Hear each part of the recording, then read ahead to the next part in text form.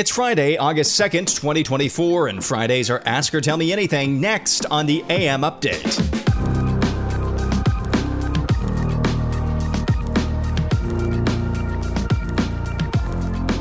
Thank you for all of your wonderful submissions again this week on Ask or Tell Me Anything, always my favorite episode of the week.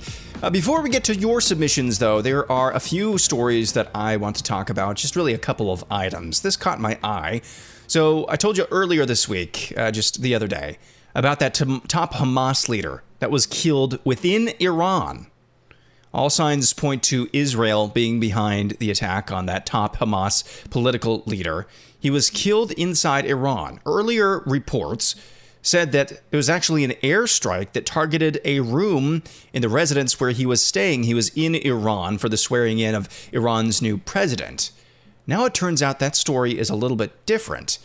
This is from the New York Post. Top Hamas leader Ismail Haniyeh was assassinated Wednesday by a bomb that was smuggled into the Tehran guest house where he was staying 2 months before his arrival. Haniyeh was initially thought to have been killed in an airstrike, died from a remotely detonated bomb inside the guest house. That report is according to 7 Middle Eastern officials, including 2 Iranians and an American official. They were talking, that report is from the New York Post, but the New York Times originally had that story. Man, if the Mossad is behind this, this is the stuff straight out of movies. And I don't know about you, if I'm an Iranian official, if I'm a decision maker within Iran, and I had a security lapse, think about all of the things that had to go right here. Israeli intelligence had to know that this Hamas leader, when he was going to be in Iran, and where he was going to be within Iran. They had to know those 2 things. First one, maybe not as hard to figure out. Second one, the actual residence where he's staying. That's really hard. And then secondly, weeks in advance, they had to know where he was going to be staying within the building that he was going to be staying in. That's pretty hard to figure out. And then the fourth thing, they had to be able to plant and smuggle a bomb within a very specific room in a specific building in a specific city in a specific country that is utterly opposed to them. How does that happen? If you're an Iranian official thinking and watching this unfold, do we really want to go full bore and attack Israel? I mean, they know us like the back of our hands. That's kind of what I'm thinking. That is a security lapse that is just mind-boggling. I mean, that dwarfs what we saw on July 13th, if that really was a security lapse. That is an astounding story. By the way, astounding. Maybe you need to call me out on this. Send me a tweet at RealAmUpdate. I've been noticing that's becoming a verbal crutch. I need to stop using that word. Astounding. Anyway, here's another item that I want to get to. I mentioned the other day, Josh Shapiro, Democrat governor of Pennsylvania, is likely Kamala Harris's VP pick. Not so sure about that anymore. The Daily Beast reported yesterday that he's no longer the favorite to be Kamala's vice presidential running mate. Why? Here's the headline from the Daily Beast. Women's group to Harris dump Shapiro over sex case cover-up. Pennsylvania Governor Josh Shapiro is the betting favorite to be number 2 on the Democratic ticket, but his handling of a sexual harassment case may tank his chances. The issue has come to a head with a little-known women's rights organization urging Vice President Kamala Harris to think twice. In a headline blaring, Governor Shapiro's failures enabled sexual harassment, the National Women's Defense League said in a statement that the Harris vetting team should consider the handling of past complaints of sexual harassment inside the Pennsylvania governor's office. The group claims to be a nonpartisan organization dedicated to preventing sexual harassment. Now, earlier, the Daily Beast had couched this as if it was almost a done deal. Almost a done deal that Shapiro was out of the race to be Kamala's running mate. Sounds like they've maybe changed their tune just a little bit in reading that once again. But that would be a major blow for Kamala. I think of the short list that I've seen, maybe Mark Kelly in Arizona. That would be a good pick for her. I'm trying to analyze this objectively as possible.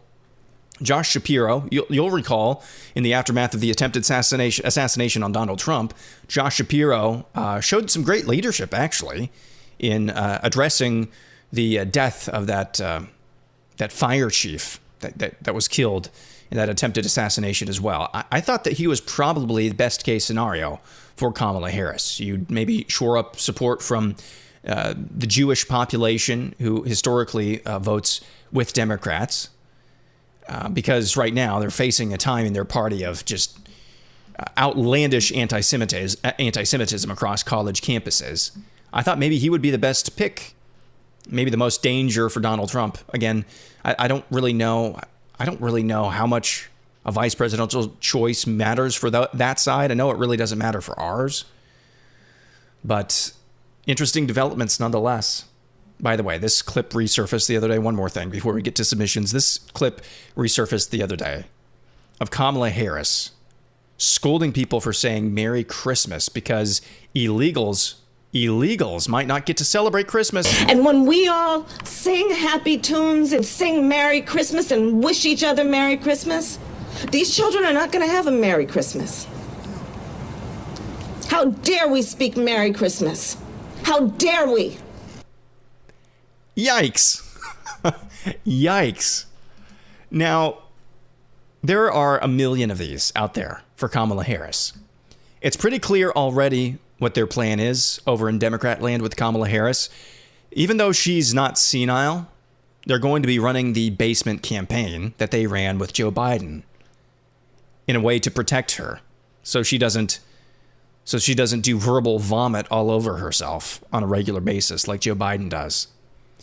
There's a flip side to that as well, and I hadn't really considered it before, but this is a take I saw from Stephen Miller, not the speechwriter Stephen Miller. He's a podcast host at Red Steezy on X. That's Stephen Miller. He's a pretty good follow, by the way. Very funny. Here's what he had to say about this clip. The thing about not going through a primary either in 2020 or this election is the book hasn't even begun to be opened on her, and with 95 days... stashing her away leaves fewer opportunities to explain all of these coming clips like the one you just heard. That's an interesting perspective. That's an interesting perspective because they don't really have a whole lot of time. They know there's a million clips out there like this. Scolding people for saying Merry Christmas. They know there's a million clips out there like this. There's only so much time to explain away all of them. Are they able to do it? I think they probably have a good shot at it because they control all the institutions and all the media institutions. But that's an interesting perspective from Stephen Miller that I had not considered. All right, here we are almost 10 minutes into the episode, and we're finally getting to submissions. I had a lot of great questions this week. Really appreciate that. It always helps when I remember to actually send out the tweet that I talk about on the Thursday edition and actually pin it to my profile at RealAM Update on X. Always helps when I actually follow through on the directions that you are following. So I appreciate that. I didn't mess up this time. Mark McKeithron says, why is the GOP in Florida absolutely silent regarding Amendment 4 other than DeSantis? Because it's the Republican Party. Okay, let's put it in this perspective. The Republican Party of Florida is one of the best Republican parties in this country. It is. And they still won't open their mouths and really do any work to make people aware about voting against Amendment 4. For those of you not familiar, Amendment 4 in Florida would basically enshrine to the state's constitution, as I understand, the right to murder a baby, basically up until the point of birth. I also think it legalizes marijuana, something to do with marijuana. It's nothing other than, it's kind of similar to what's gone on in Ohio, and I believe Michigan too. I think what this is in Florida is a shot across the bow to send a message to the rest of the country. Your most successful governor, who has been kicking our asses for the last 6 years, even he doesn't have the power to stop baby killing in this state, in his own state. I think that's what this is really about in Florida. I'm not sure it needs 60% to be able to be enshrined into the Constitution. Not sure it'll get there. But the Florida GOP, basically other than the governor's office, is completely dead silent. Haven't seen Marco Rubio say anything about it.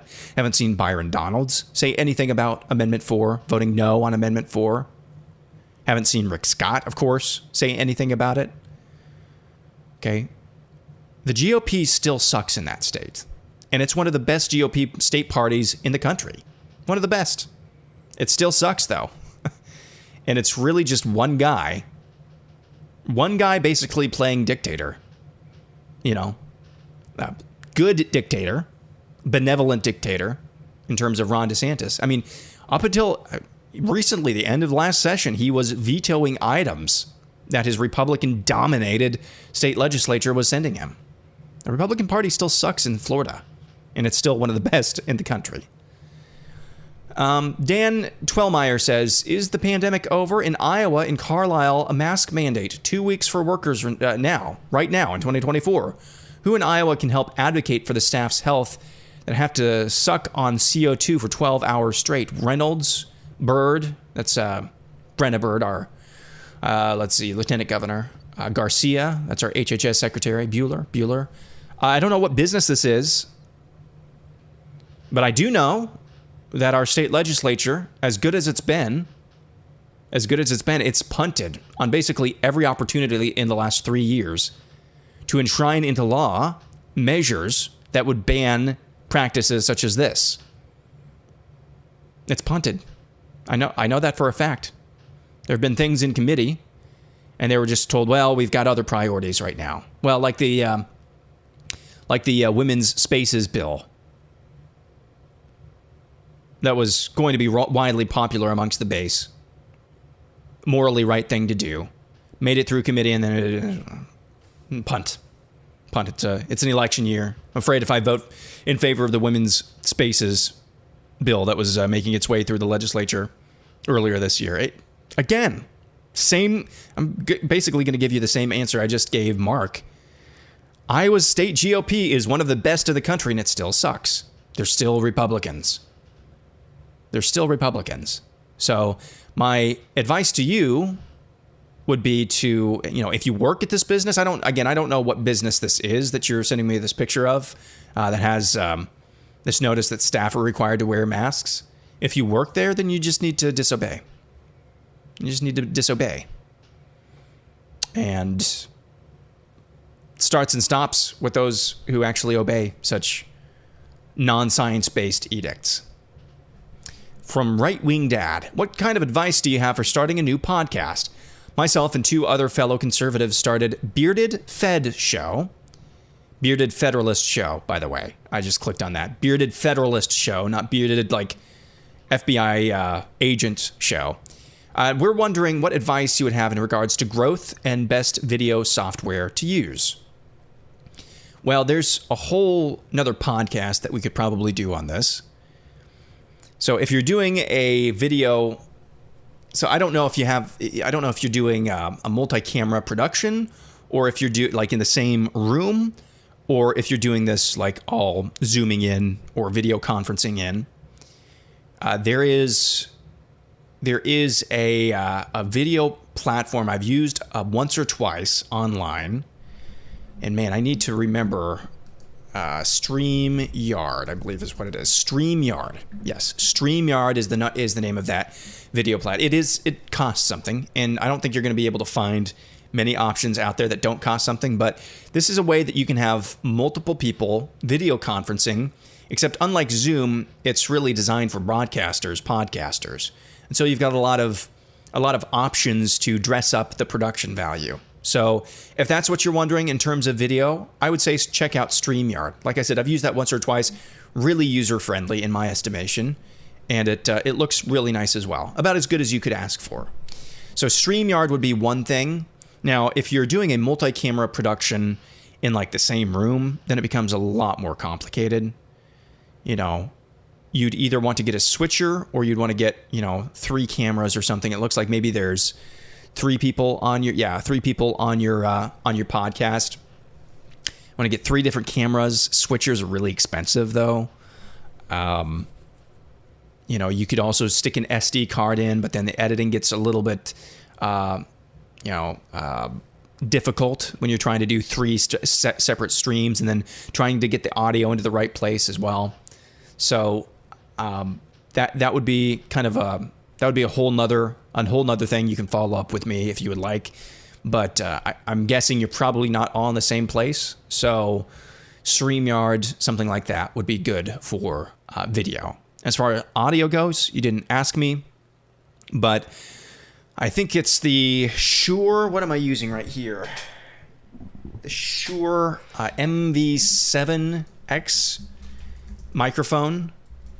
MV7. Shure MV7. Yeah, so I'm using the Shure MV7 microphone.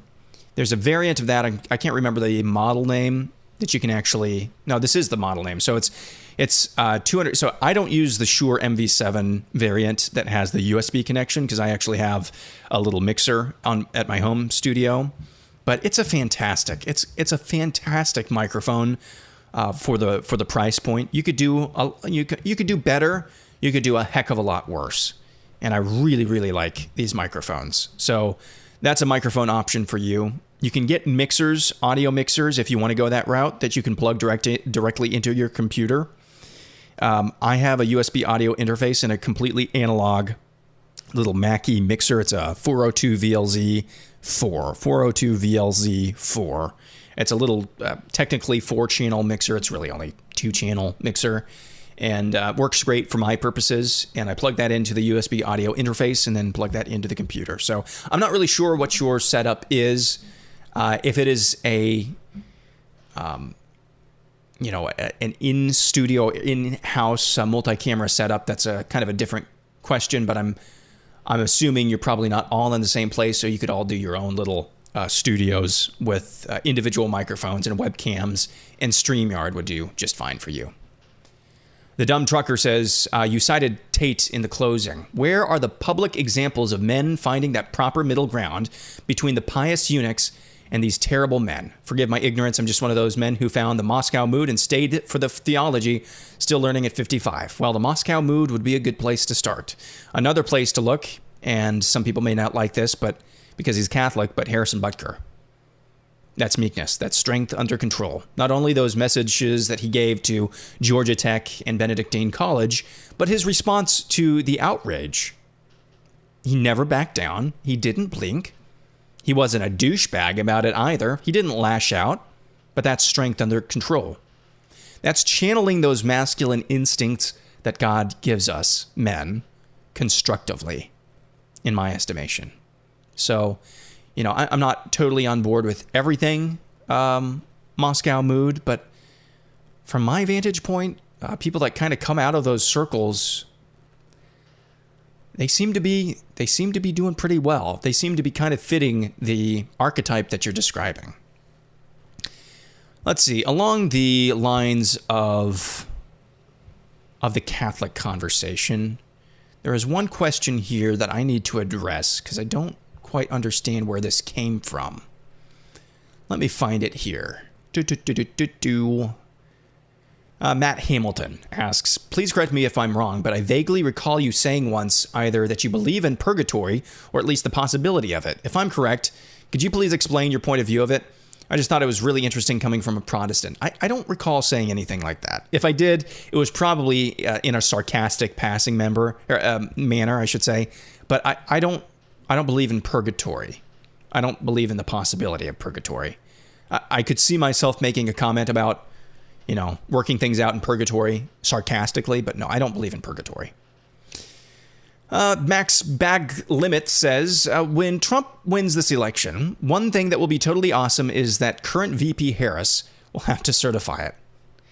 Yeah, if he wins the election, seeing Kamala Harris certify the guy who beat her, that would be amazing. And we're all going to clickbait that. All of us are. And we're going to feel really, really good about that. And then about 12 hours later, you're going to be like, why is Trump hiring Omarosa again? Gary Rasmussen Jr. says, we are about to enter a 1980s farm crisis. JD CEO interview with Ag Web is very telling. And now Kinsey announced layoffs. We in Ag are looking at high taxes on the left or tariffs on the right. We will not turn this country around until we feel pain for economic malfeasance. We will not turn this country around until we feel pain for economic malfeasance. I pray you're wrong. My heart hopes you're wrong, my brain says you're probably correct. And you know this better than anybody, Gary. When we have economic downturns, recessions, you know, the old saying goes, the farmers are the last to feel it, but they're also the last to recover. I don't know. We're in such a tenuous, precarious position right now. I grew up around farms. You know, we were not big farm people. Like, we didn't have crops that we harvested, but I'm aware of it. I grew up around it. My uncle owns a massive farm. Spent a lot of time there growing up. And so I'm not, you know, I'm not totally ignorant. I'm not as into it as you, Gary. But farmers, unless they have a God-given gift, basically, or are just completely lucky, especially when it comes to equipment, yeah, some of those checks you get from the co-op, those are pretty big.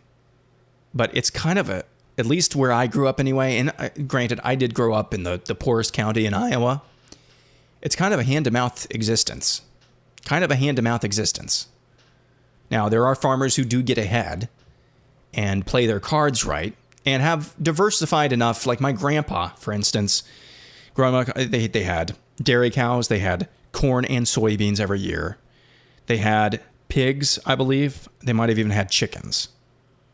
And I'm forgetting something else. So they were very diversified. That also meant that they had to work their fingers to the bone. And my mom was in a huge family. That was a huge family growing up. So unless they're super diversified like that, most, at least where I grew up anyway, in southern Iowa, most farmers, it's just, you basically, you're living life on the edge. So I hope you're wrong. I hope your assessment is wrong, but especially your last sentence there, economic pain. I can't argue with that. Redacted says, on a lighter note regarding the Olympics, husband and I were looking at what some of the more obscure events are. So question is, which one in your opinion is more deserving to be included? Pool. Like the pool table, not exactly physically exerting, but does require plenty of skill. Or B, breakdancing. This is an amazing question because I hate breakdancing. But pool is also not an athletic thing. Now, you could also say shooting is not an athletic thing either. You don't really have to be in shape to be a good shootist. But I've always thought of the Olympics as like an athletic event. And then this gets into the conversation, well, is NASCAR an athletic event? Well, I believe to drive a car, you got to be, for that long and in those conditions with that much G-force, you got to be in really good shape. Better shape than you have to be to play golf, in my estimation. But is golf more athletic, or is NASCAR more athletic than golf? I don't know. But I think for this question, pool, like shooting pool at a pool table, or breakdancing, there's no doubt it's more athletic. I've always thought of the Olympics as athletic competition, so I'm going breakdancing, even though I think it's ridiculous it's an Olympic sport. Good question, Redacted. Gen X George says, if you could design a video game to have the potential to be the next hottest launch like Fortnite, NCAA, what would it be? Type of game, style, genre, intellectual property? This question would make my coworker Todd happy. So I am a big fan of open world games. It's my favorite type of game. I'm not a fan of role-playing games, which is why I'm a huge fan of the Far Cry series. It's not a role-playing game. I'm a big fan of Red Dead Redemption 2, not a role-playing game. It's still a first or third person shooter, depending on what you want to do. So I would do an open world game. Okay. I would do something that has not been done yet. I would do a Star Wars open world game where you could actually, not only is it open world, it's open worlds, plural. You could travel to different planets in the Star Wars universe, and it's still an open world. Now, you wouldn't be able to do the entire planet, but you could do really big swaths of planets to make it feel like you're actually immersed in a new planet. Like, I don't know where I'm completely lost. You could do something like that. So that's what I would design. And you're probably asking yourself, boy, that sounds familiar. If you're into video games, it's because it is. It's finally getting made. I believe it's called Star Wars Outlaws. It's coming out later this fall. Yeah, Star Wars Outlaws. It's exactly what and if you had asked this 2 months ago before I even knew this game was a thing that was coming out, I would have given you the same type of answer. So now I've seen a few previews of this. People are a little bit worried. So I'm not sure I'm not sure. I'm going to tamper my expectations, but I'll tell you the college football game. There's so many things. This sounds so depressing. I don't mean it to be. There are so many things in this world that do not live up to expectations, are disappointments. It was really nice to anticipate something like I was with that new college football installment and have it not be a disappointment. I basically get to play it for an hour starting at 10:30 at night when everybody else is in bed and all of my other responsibilities are taken care of. Just want to give that disclaimer. Toby McAvoy says, any idea where the president of the United States might be? I don't know what you're talking about, Toby. What president? She was out there talking about Christmas. Oh, no, I think that was from years ago. But yeah, I don't know what you're talking about. Neither do our enemies, hopefully. Melissa B says, this is at least 10 years old, but we sure do need the light to shine in the current darkness.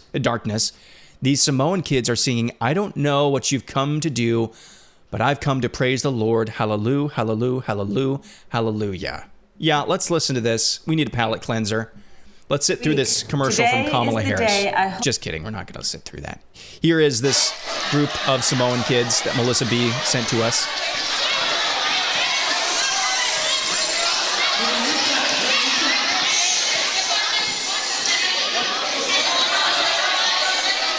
I'm trying to get them all to calm down. Stop talking.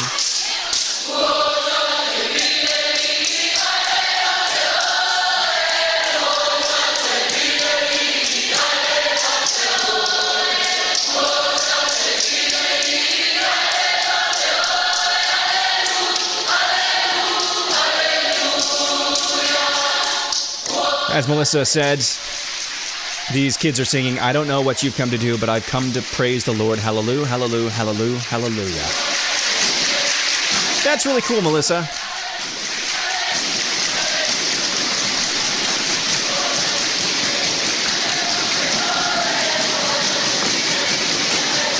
Now they're clapping. Melissa, that's really cool. You said that's about 10 years old. Still really cool 10 years later. Thanks for sharing that. Tiny Johnny says, what biblical doctrine does the church in America need to better understand? So this is not really a doctrine, but it's something I've been thinking about a lot recently. I think the sin of partiality is a killer. Okay, the sin of partiality is a killer. Partiality will wreck relationships. It'll wreck churches. It'll wreck marriages.